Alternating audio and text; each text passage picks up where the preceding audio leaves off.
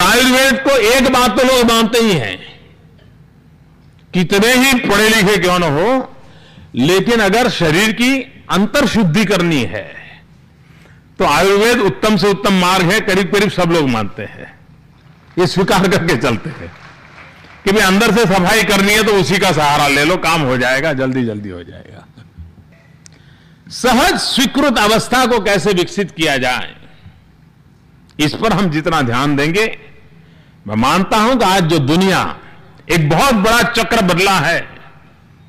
अगर गत 50 वर्ष एलोपैथिक मेडिसिन ने जगत का पर कब्जा किया है, तो उससे तंग आई हुई दुनिया आज होलिस्टिक हेल्थ केयर की तरफ मुड़ चुकी है। अन्न कोश और प्राणमय कोश की चर्चा आज विश्व के सभी स्थानों पर होने लगी है और मेडिकल साइंस एक नए रूप में अपने आप को देखने लगा है। हमारे पास ये विरासत है, लेकिन इस विरासत को आधुनिक संदर्भों में फिर से एक बार देखने की आवश्यकता है। उसमें बदलाव की जरूरत हो तो बदलाव की आवश्यकता है, और अगर ये हम कर पाते हैं तो हमारे सामने जो चैलेंजेस हैं, उन चैलेंजेस को हम भली भांति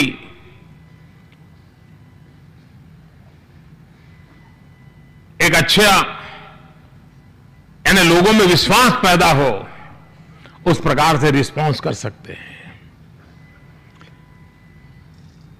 आयुर्वेद के साथ साथ जीवनचर्या को भी जोड़ा गया है। अनेक प्रकार से आयुर्वेद वे ऑफ लाइफ से ज्यादा जुड़ा हुआ है। शायद हमने कभी सोचा तक नहीं होगा।